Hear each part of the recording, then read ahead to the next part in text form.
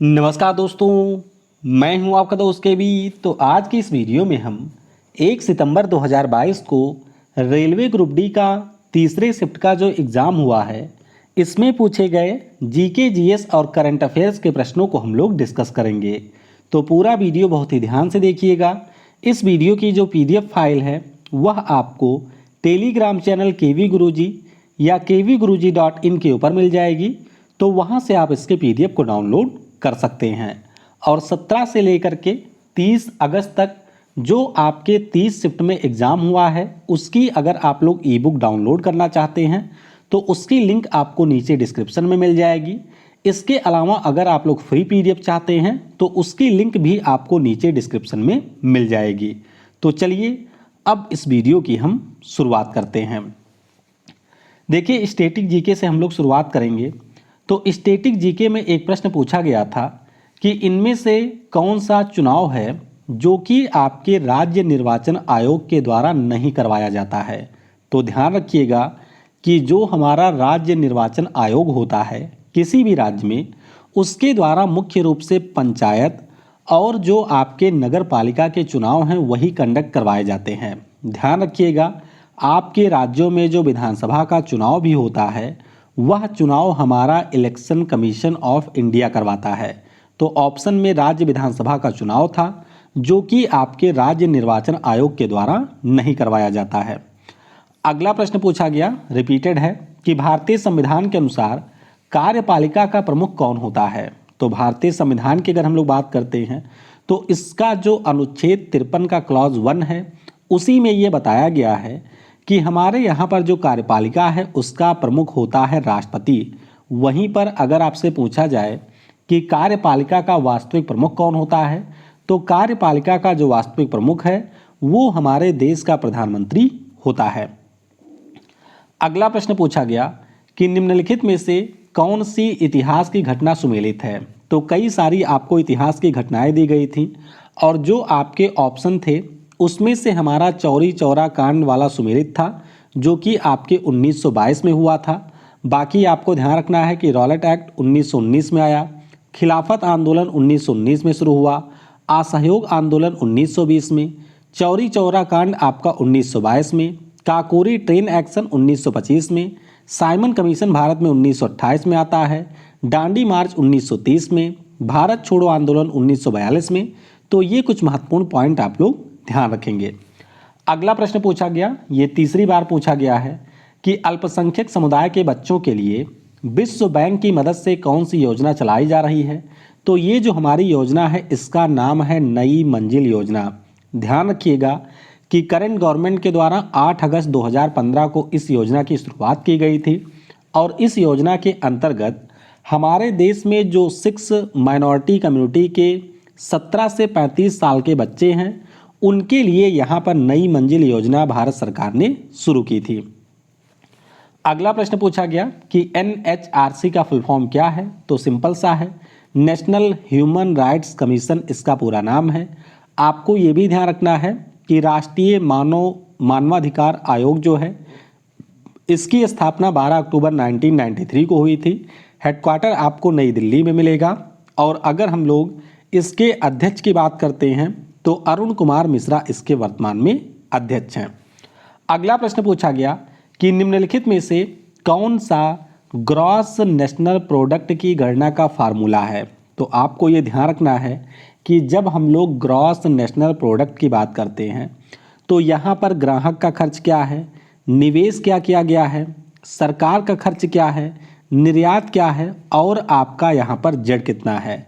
Z क्या होता है, तो जेड का मतलब होता है कि यहाँ पर जो हमारे डोमेस्टिक रेजिडेंट्स हैं उनके द्वारा ओवरसीज इन्वेस्टमेंट से कितना प्रॉफिट प्राप्त हुआ है, उसमें से हम लोग माइनस कर देंगे net income earn by foreign residents जो कि आपके डोमेस्टिक इन्वेस्टमेंट से प्राप्त किए हैं। तो बस आपको ये फार्मूला ध्यान रखना है जो कि आपके सकल राष्ट्रीय उत्पाद का है। अगला प्रश्न पूछा गया कि बेसिलिका ऑफ बोम जीसस नाम का जो चर्च है ये कहाँ पर स्थित है। तो तीसरी बार ऐसा हो रहा है कि जब आपके चर्च से प्रश्न पूछा जा रहा है तो आपको ये ध्यान रखना है कि यूनेस्को के जो वर्ल्ड हेरिटेज साइट हैं उसमें भी बेसिलिका ऑफ बोम जीसस शामिल है और ये आपको गोवा में देखने को मिलेगा। सेंट फ्रांसिस चर्च की बात करें तो ये आपके केरल में है। सेंट थॉमस ऑलरेडी पूछा जा चुका है, तो ये आपको तमिलनाडु की राजधानी चेन्नई में मिलेगा। से कैथरीन और से कैथेड्रल की बात करते हैं तो ये दोनों भी आपको गोवा में मिलेंगे। सांता क्रूज बेसिलिका की बात करें तो ये आपके केरल में है। इसी प्रकार से वेलानकन्नी की बात करें तो ये चर्च भी आपको तमिलनाडु में देखने को मिलेगा। अगला प्रश्न पूछा गया कि बांध से कौन सी समस्या उत्पन्न नहीं होती है। तो तीसरी या चौथी बार आपके डैम से भी इस प्रकार का प्रश्न पूछा जा रहा है। तो आपको ये पता होना चाहिए कि डैम से हमारे क्या क्या फ़ायदे होते हैं। तो खेतों की सिंचाई की सुविधा होती है। इसके अलावा पेयजल और औद्योगिक उपयोग के हेतु जल का यूज किया जाता है। बाढ़ नियंत्रण हो गया, जल विद्युत उत्पादन हो गया, अंतर्देशीय नौ परिवहन हो गया, मनोरंजन हो गया। तो ये सारे आपके बांध से लाभ हैं। इसके अलावा जो ऑप्शन होगा वो आपके बांध से नुकसान में काउंट होगा। अगला प्रश्न पूछा गया कि पहली पंचवर्षीय योजना कब से कब तक चली थी। तो ध्यान रखिएगा, अगर हम लोग फर्स्ट 5 ईयर प्लान की बात करते हैं तो वो आपका शुरू हुआ था 1 अप्रैल 1951 को और ये आपके 31 मार्च 1956 तक चला था। ध्यान रखिएगा, ये आपके हेराल्ड डोमर मॉडल के ऊपर आधारित था और हमारे देश में टोटल 12 पंचवर्षीय योजनाएं थीं। आपको ये भी ध्यान रखना है कि पंचवर्षीय योजना का जो प्रावधान है ये हमने सोवियत संघ से लिया था। अगला प्रश्न पूछा गया कि 2021-22 के अनुसार भारत में गैर अनुसूचित भाषाओं की संख्या कितनी है। देखिए, अगर हम लोग नॉन शेड्यूल्ड लैंग्वेज की बात करते हैं तो ऐसा आपको कोई भी प्रावधान देखने को नहीं मिलेगा। तो मेरे हिसाब से यहाँ पर आपके अनुसूचित भाषाओं की संख्या ही पूछी गई थी, क्योंकि ऑप्शन में आपको 12, 14, 22 और 28 दिया गया था और आप सभी को ये पता है कि हमारे संविधान में टोटल 22 अनुसूचित भाषाएं हैं। तो ये आपको ध्यान रखना है और ये आपको 8वीं अनुसूची में देखने को मिलेगा। मूल संविधान जब हमारा लागू हुआ था तो उस समय जो ये भाषाएं हैं इनकी संख्या 14 थी। आज पूछा गया कि सिंधी को कब ऐड किया गया था। तो 1967 में 21वें संशोधन के द्वारा सिंधी को ऐड किया गया। उसके बाद में कोंकणी, नेपाली और मणिपुरी को 71वें अमेंडमेंट के द्वारा 1992 में ऐड किया गया। वहीं पर अगर हम लोग बोडो, डोगरी और मैथिली के साथ साथ संथाली की बात करते हैं तो इनको 92वें संविधान संशोधन 2003 के द्वारा 2004 में आपके 8वीं अनुसूची में शामिल किया गया था। अगला प्रश्न पूछा गया कि इनमें से कौन सी हिमालय पर्वत श्रृंखला का हिस्सा नहीं है। तो ध्यान रखिएगा, इस प्रकार से आपको 4 ऑप्शन दिए गए थे, जास्कर, महादेव, पीर पंजाल और काराकोरम। तो आपको ये ध्यान रखना है कि जो हमारा महादेव है ये आपके सतपुड़ा की पहाड़ियों का हिस्सा है और अगर हम लोग बात करते हैं महादेव की तो ये आपके हिमालय पर्वत श्रृंखला का हिस्सा नहीं है। बाकी काराकोरम हो गया जम्मू कश्मीर और लद्दाख में, पीर पंजाल हो गया, जास्कर हो गया, तो ये सारे हमारे हिमालय पर्वत श्रृंखला के हिस्से हैं। अब आते हैं करंट अफेयर्स पर। तो करंट अफेयर्स से एक प्रश्न पूछा गया था कि मिताली राज, जिन्होंने आपके 2022 में संन्यास लिया है, किस खेल से संबंधित हैं। तो मिताली राज जो कि पूर्व भारतीय कप्तान भी रही हैं और महिला क्रिकेट का आप इन्हें सचिन तेंदुलकर भी कह सकते हैं और इन्होंने ही हाल ही में संन्यास लिया है। तो ये आपके क्रिकेट की प्लेयर थी। आपको ये भी ध्यान रखना है कि अंतर्राष्ट्रीय क्रिकेट में सबसे ज़्यादा रन बनाने वाली खिलाड़ी का जो रिकॉर्ड है वो मिताली राज के ही नाम पर है और अंतर्राष्ट्रीय क्रिकेट में 20 साल से ज़्यादा का कैरियर का जो रिकॉर्ड है वो भी आपके मिताली राज के ही नाम पर है। अगला प्रश्न पूछा गया, ये भी तीसरी या चौथी बार पूछा गया कि 230 करोड़ रुपए की लागत से भारत का पहला कृत्रिम बुद्धिमत्ता और रोबोटिक्स टेक्नोलॉजी पार्क जो है ये आपके कहाँ पर खोला गया। तो ये जो पार्क है ये खोला गया है कर्नाटक की राजधानी बेंगलुरु में और ये प्रश्न ऑलरेडी 3 बार आ चुका है। अगला प्रश्न पूछा गया कि जून 2022 में सामाजिक न्याय और अधिकारिता मंत्री ने श्रेष्ठ योजना को लॉन्च किया है। तो बताइए मंत्री कौन है। दरअसल योजना मैंने अपनी तरफ से ऐड कर लिया है। प्रश्न आपसे यही पूछा गया था कि एक योजना लॉन्च की गई है सामाजिक न्याय और अधिकारिता मंत्री के द्वारा, तो इन मंत्री का नाम आपको बताना था। तो मध्य प्रदेश राज्य से ये हमारे मंत्री हैं, इनका नाम है वीरेंद्र कुमार खटीक। वैसे अगर हम लोग श्रेष्ठ योजना की बात करते हैं तो ध्यान रखिएगा, इस योजना का पूरा नाम है scheme for residential education for students in high school in targeted area. यानी कि जो भी आपके आदिवासी क्षेत्र हैं वहाँ पर हाई स्कूल के बच्चों के लिए रेजिडेंशियल एजुकेशन की व्यवस्था इस स्कीम के अंतर्गत की गई है। अब चलते हैं केमिस्ट्री पर। तो केमिस्ट्री से एक प्रश्न पूछा गया था कि निम्नलिखित में से कौन सी श्वसन अपक्रिया है। तो इसको आप लोग बायोलॉजी से भी कनेक्ट कर सकते हैं। मतलब आपको 4 रिएक्शन दी गई थी और उसमें से आपको रेस्पायरेशन वाली रिएक्शन बतानी थी। तो सिंपल सा है, आपको पता होगा आपके शरीर के अंदर जो ग्लूकोज है वो ऑक्सीजन के साथ अपक्रिया करता है, तो इससे कार्बन डाइऑक्साइड बनती है, यहाँ पर पानी बाहर निकलता है और यहाँ से जनरेट होती है एनर्जी। तो ये आपका सही रिएक्शन हो जाएगा श्वसन का। पहले भी 2-3 बार ये प्रश्न पूछा जा चुका है। अगला प्रश्न पूछा गया कि फेरस सल्फेट को जब हम लोग गर्म करते हैं तो इसको गर्म करने से कौन सा उत्पाद बनेगा। तो फेरस सल्फेट को गर्म करने के बाद में एक तो आपका बनता है फेरिक ऑक्साइड, ये देख सकते हैं फेरिक ऑक्साइड है। फिर आपका SO2 बन रहा है और यहाँ पर बनता है SO3 यानी कि सल्फर डाइऑक्साइड और सल्फर ट्राइऑक्साइड यहाँ पर उत्पाद के रूप में बनते हैं। और ये प्रश्न भी ऑलरेडी 2-3 बार पूछा जा चुका है। आपको ये जरूर ध्यान रखना है कि जब हम लोग फेरस सल्फेट की बात करते हैं और इसके साथ साथ हम लोग जल के 7 अणुओं को ऐड कर देते हैं तो इसी को हम लोग ग्रीन बेट्रियोल भी कहते हैं। तो ग्रीन बेट्रियोल कई बार पूछा जाता है कि किसे कहा जाता है। तो आपको ध्यान रखना है कि फेरस सल्फेट जो आपका हाइड्रेटेड फॉर्म में होता है उसी को हम लोग ग्रीन बेट्रियोल के नाम से जानते हैं। अगला प्रश्न पूछा गया कि निम्नलिखित में से किसका जो क्वथनांक है वो सबसे ज़्यादा है। तो आपके सामने इस प्रकार से 4 कंपाउंड दिए गए थे, magnesium chloride, calcium chloride, lithium chloride और आपका यहाँ पर बुझा हुआ चूना था। तो आप बिना बुझा हुआ चूना था। तो इसका जो क्वथनांक है वो इनमें सबसे ज़्यादा होगा। अगला प्रश्न पूछा गया कि कौन सा एल्काइन समूह का पहला सदस्य है।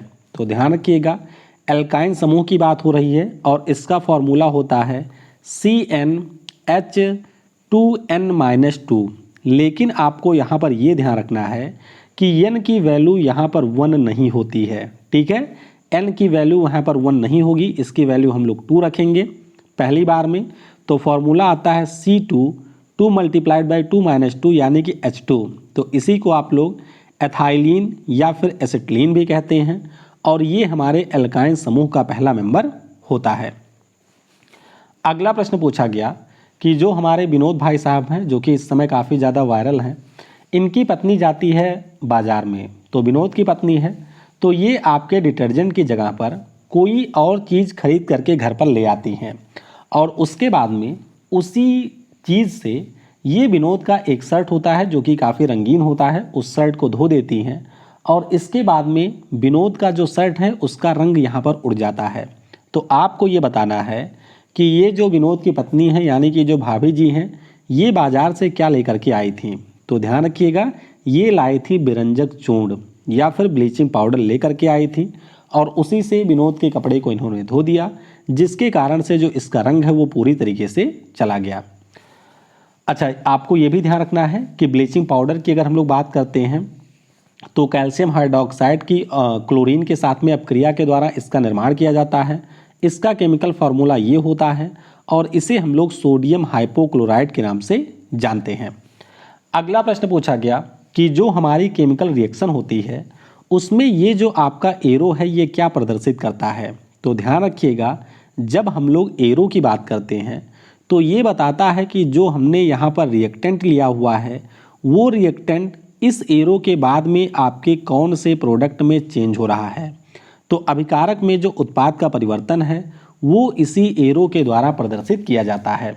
कुछ अन्य महत्वपूर्ण सिंबल भी आपको ध्यान रखने हैं, जैसे कि अगर आपके प्रोडक्ट के सामने तीर ऊपर की ओर लगा हुआ है तो आप समझ जाइए ये गैस है। अगर तीर आपका नीचे की ओर लगा हुआ है तो समझ जाइए यह सॉलिड है या फिर अवक्षेप है।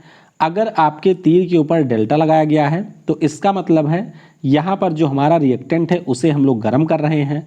अगर आपका इस प्रकार से डबल एरो है तो आपको ये समझ जाना है कि ये जो अपक्रिया है वो दोनों डायरेक्शन में हो रही है। जैसे कि आपके नाइट्रोजन और हाइड्रोजन से अमोनिया बनता है तो ये आपका रिवर्सिबल रिएक्शन होता है। इसी प्रकार से अगर किसी प्रोडक्ट के आगे LIQ लिखा हुआ है तो आप समझ जाइए कि वो आपका लिक्विड है, और अगर आपके किसी भी प्रोडक्ट के आगे AQOUS लिखा हुआ है तो आपको समझ जाना है कि ये जो हमारा प्रोडक्ट बना है ये आपके जल में घुलनशील है। तो यहाँ से भी प्रश्न पूछे गए हैं तो इन सभी के बारे में ध्यान रखेंगे। अगला प्रश्न पूछा गया था कि 2SO2 + O2 ये आपका बना रहा है 2SO3। दरअसल एक कोई रिएक्शन था ऑक्सीकारक और अपचायक से, तो मुझे प्रश्न नहीं मिल पाया एग्जैक्ट वाला, तो बस आपको समझाने के लिए मैंने ये वाला रिएक्शन ले लिया है। तो इसमें आपको बताना है कि ऑक्सीकारक और अपचायक एजेंट कौन सा है। तो ध्यान रखिएगा, जो हमारा यहाँ पर ऑक्सीजन का मॉलिक्यूल है ये आपका ऑक्सीकारक एजेंट है। वहीं पर अगर हम लोग SO2 की बात करते हैं तो ये आपका अपचायक एजेंट है। अब एक महत्वपूर्ण चीज़ आपको ध्यान रखना है कि जिसके कारण अपचयन होता है उसे हम लोग ऑक्सीकारक एजेंट कहते हैं, और जिसके कारण आपका ऑक्सीकरण होता है उसे हम लोग अपचायक एजेंट यहाँ पर कहते हैं। तो आप लोग देख रहे होंगे कि जो आपका सल्फर इस साइड में है इसका ऑक्सीडेशन नंबर कितना है, ये आपका +4 है, लेकिन इस साइड में अगर आएंगे तो ये आपका +6 हो जा रहा है। यानी कि सल्फर का हो रहा है यहाँ पर ऑक्सीकरण। क्या हो रहा है? सल्फर का यहाँ पर ऑक्सीकरण हो रहा है, और SO2 का हो रहा है, मतलब यहाँ पर SO2 आपका है अपचायक। वहीं पर अगर हम लोग ऑक्सीजन की बात करते हैं तो यहाँ पर इसका ऑक्सीकरण नंबर 0 है, और इस साइड में इसका ऑक्सीकरण नंबर -2 हो गया है, यानी कि इसका हो रहा है अपचयन। अगला प्रश्न पूछा गया कि पीरियोडिक टेबल में सबसे ज़्यादा विद्युत ऋणात्मक तत्व कौन सा है। तो ये पहले भी पूछा जा चुका है। अगर हम लोग सबसे ज़्यादा इलेक्ट्रोनेगेटिव एलिमेंट की बात करते हैं तो ये आपका हो जाएगा फ्लोरीन। आपको ये भी ध्यान रखना है कि जब हम लोग पीरियोडिक टेबल में बाएं से दाएं की ओर जाते हैं, यानी कि आवर्त में आगे बढ़ते हैं, तो ये जो इलेक्ट्रोनेगेटिविटी है ये आपकी बढ़ती जाती है क्योंकि इलेक्ट्रॉनों की संख्या बढ़ती है। वहीं पर अगर हम लोग आपके ग्रुप में ऊपर से नीचे की ओर आते हैं तो उस स्थिति में ये जो आपकी विद्युत ऋणात्मकता है वो आपकी घटती है। तो ये पॉइंट आपको जरूर ध्यान रखना है। अगला प्रश्न देखिए, पूछा गया था कि मेंडलीव की आवर्त सारणी में बढ़ते द्रव्यमान के साथ और कौन सा गुण था। तो आप सभी को पता होगा कि मेंडलीव के द्वारा जो उनकी पीरियोडिक टेबल है वो 1869 में तैयार हुई थी। इसको पब्लिश किया गया था 1872 में। ये जरूर ध्यान रखिएगा, पब्लिश 1872 में हुई थी। और इन्होंने जो तत्वों को व्यवस्थित किया था, टोटल इनके पास में 63 एलिमेंट थे, तो इनको इन्होंने परमाणु द्रव्यमान के बढ़ते हुए क्रम में व्यवस्थित किया था। और इसके अलावा रासायनिक और भौतिक गुणों को भी यहाँ पर काउंट किया गया था। तो आपको ये ध्यान रखना है कि मेंडलीव की जो आवर्त सारणी थी वो आपके बढ़ते द्रव्यमान के साथ साथ रासायनिक और भौतिक गुणों के ऊपर भी आधारित थे। अगला प्रश्न पूछा गया कि निम्नलिखित में से किसमें प्रकाश का प्रकीर्णन नहीं होता है। तो पहले भी यहाँ से प्रश्न आ चुके हैं। इस प्रकार से आपको 4 ऑप्शन दिए गए थे, जैसे कि हमारा जो सूर्य लाल दिखाई देता है, आसमान का जो नीला रंग है, टिंडल प्रभाव हो गया, या फिर तारों का टिमटिमाना हो गया। तो आपको ये ध्यान रखना है कि सूर्य का जो लाल रंग है आपके सूर्यास्त और सूर्योदय के समय वो भी प्रकाश के प्रकीर्णन के कारण ही होता है। आसमान का नीला रंग आपके सुबह पूछा गया था, तो ये भी इसी के कारण होता है। टिंडल प्रभाव की अगर हम लोग बात करते हैं तो ये भी आपके प्रकीर्णन के कारण ही होता है। लेकिन अगर हम लोग तारों के टिमटिमाने की बात करते हैं तो ये आपके प्रकीर्णन के कारण नहीं होता है, ये होता है रिफ्रैक्शन ऑफ लाइट के कारण।